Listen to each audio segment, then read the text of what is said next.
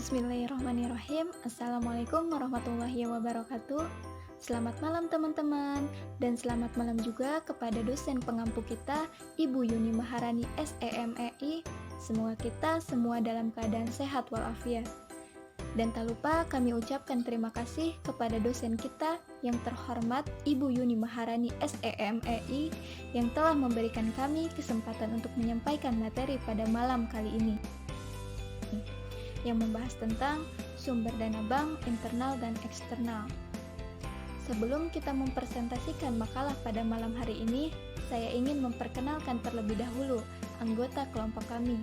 Karena kata pepatah juga, tak kenal maka tak aruf. Yang pertama, Agung Gumelar Nasaini, Afriani Khairunisa, saya sendiri, Andini Adinira, Anggi Destiar, dan Rizky Anissa Sintia. Dan saya mohon kepada teman-teman semua untuk memperhatikan dan mendengarkan materi pada malam hari ini. Kepada saudari Andini Adinira, saya persilahkan. Kita akan membahas sumber dana bank.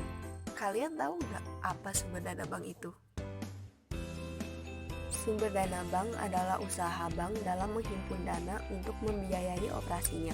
Hal ini sesuai dengan fungsinya bahwa bank adalah lembaga keuangan di mana kegiatan sehari-harinya adalah dalam bidang jual beli uang.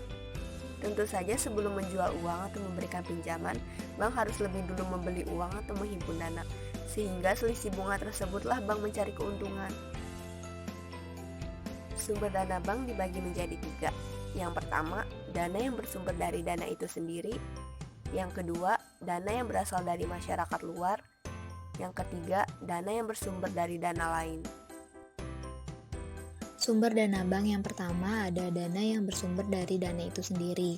Sumber dana bank ini merupakan sumber dana dari modal sendiri.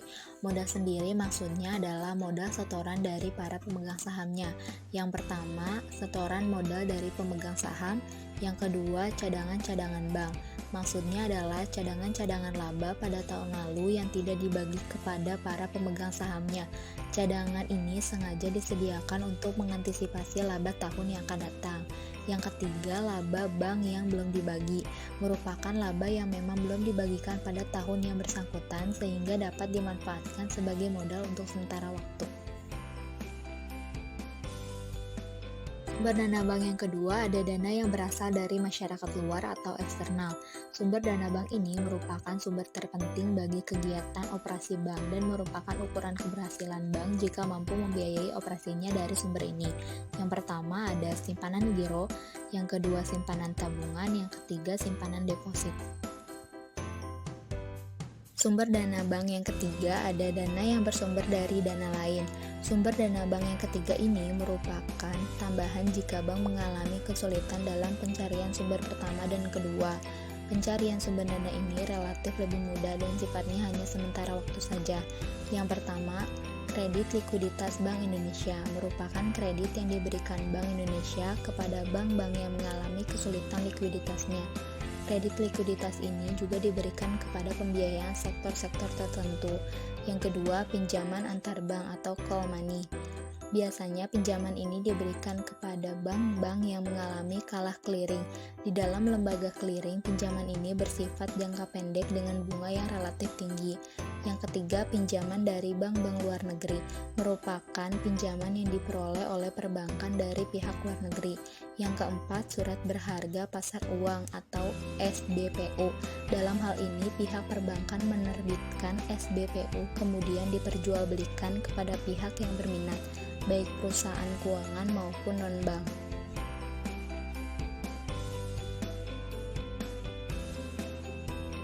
Sumber dana internal adalah sebuah dana yang didapatkan dari dalam perusahaan. Sebagai contoh adalah laba yang ditahan. Laba yang ditahan itu sendiri merupakan sebuah bentuk dari laba yang terdapat pada sebuah perusahaan yang akan didapatkan pada satu periode tertentu.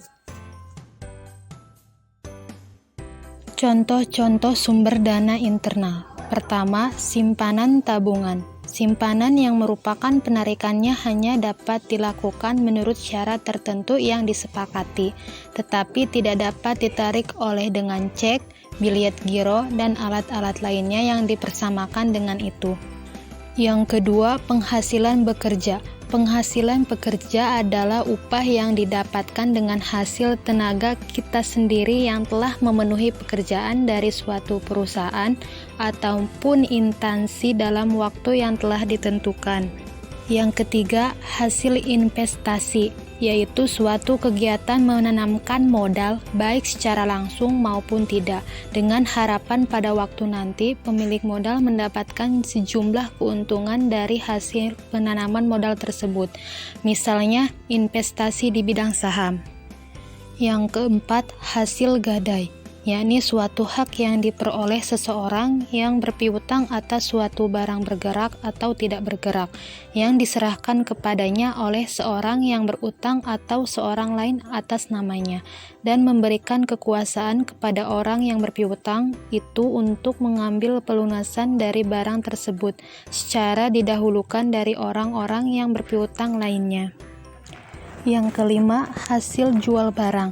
Hasil menjual barang berbeda dengan hasil gadai, di mana kamu bisa menjual barang-barang elektronik atau yang berharga untuk kemudian uangnya dibuat memulai bisnis usaha.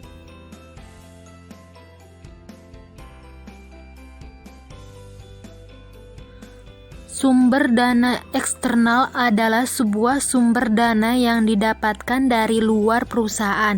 Sebagai contoh adalah investasi dan hutang. Investasi merupakan penambahan modal yang dilakukan oleh orang untuk perusahaan, dan hutang adalah sumber dana yang didapatkan dari kreditur.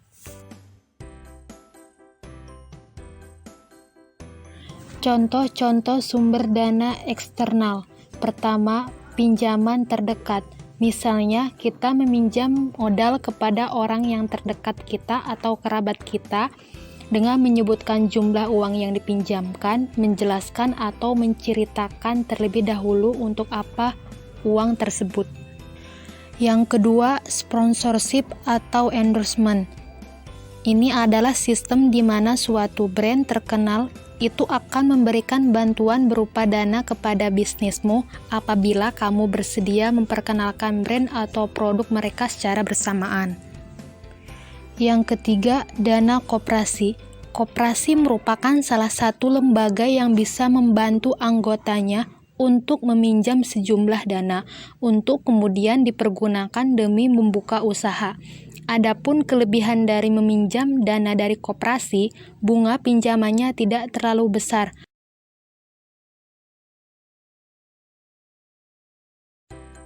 Terima kasih kepada teman-teman semua yang sudah memperhatikan dan mendengarkan materi pada malam hari ini. Maka dari itu, saya membuat kesimpulan bahwa sumber dana bank adalah usaha bank dalam menghimpun dana untuk membiayai operasinya. Hal ini sesuai dengan fungsi bank itu sendiri, yaitu bank adalah lembaga keuangan yang sehari-harinya adalah dalam bidang jual beli uang. Untuk sumber dana bank itu sendiri dibagi menjadi 3, dana yang berasal dari dana itu sendiri, dana yang berasal dari masyarakat luar, dana yang bersumber dari dana lain. Ada juga sumber dana bank internal dan eksternal.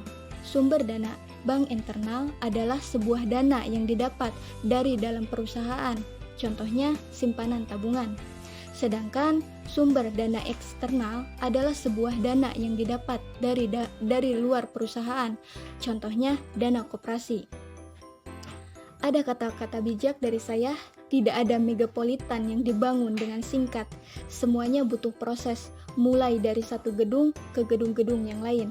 Sama dengan skill slide-slide presentasi, tidak ada skill yang diperoleh dengan singkat, semuanya butuh proses. Dan proses itu ada 4 tahap, yaitu tahu, bisa, terampil, mahir.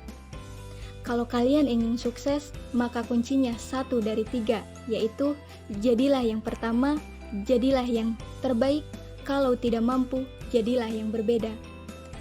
Saya Afriani Hoirunisa bersama rekan-rekan saya, pamit undur diri, terima kasih, wassalamualaikum warahmatullahi wabarakatuh.